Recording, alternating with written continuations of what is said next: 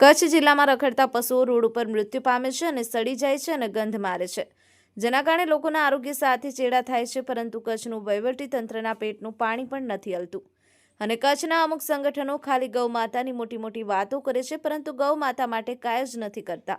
અને સંગઠનો તેમજ ભાજપ સરકાર ખાલી હિન્દુ મુસ્લિમ કરી અને લોકોને ભડકાવે છે.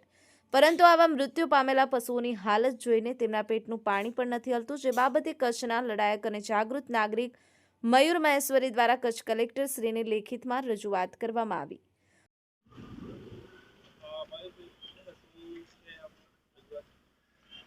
મારી રજૂઆત એ છે કે આજે જ્યારે કચ્છ જિલ્લામાં યુપી રાજ્યના જ્યારે નાયબ મુખ્યમંત્રી કચ્છ જિલ્લામાં પધારતા હોય છે, ત્યારે એ લોકોને અને કચ્છના વહીવટતંત્રને ગુજરાત સરકારને એક સંદેશો આપું છું અને મારી એક રજૂઆત કરું છું કે જ્યારે કચ્છ જિલ્લામાં આવા નેતાઓ ભાજપના આવતા હોય છે અને ત્યાં યુપીમાં પણ મોટી મોટી વાતો કરતા હોય છે ગૌ માતા માટે, અને કચ્છના પણ જે અમુક બની બેઠેલા નેતાઓ, જે અમુક એવા સંગઠનો જે ગૌ માતાની મોટી મોટી વાતો કરતા હોય છે, ત્યારે હું આપણા માધ્યમથી જણાવવાનું કે ભુજ તાલુકાના નારાયણપણ ચોકડી પાસે એક એક્સિડન્ટ થયેલ છે ગાયનો.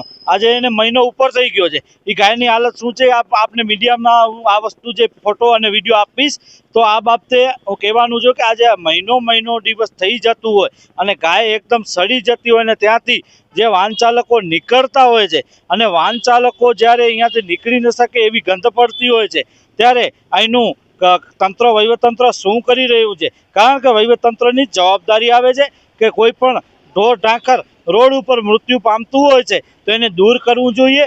જ્યારે કચ્છના એવા બની બેઠેલા નેતાઓ, ચૂંટાયેલા નેતાઓ જ્યારે ગૌ માતા માટે મોટી મોટી વાતો કરતા હોય છે, ત્યારે ગૌ માતા આજે રોડ ઉપર આવી રીતે સડી રહી છે તો આ લોકોને શરમ નથી આવતી? તો આવા નેતાઓને ડૂબી અને મરવું જોઈએ અને રાજીનામા આપવા જોઈએ.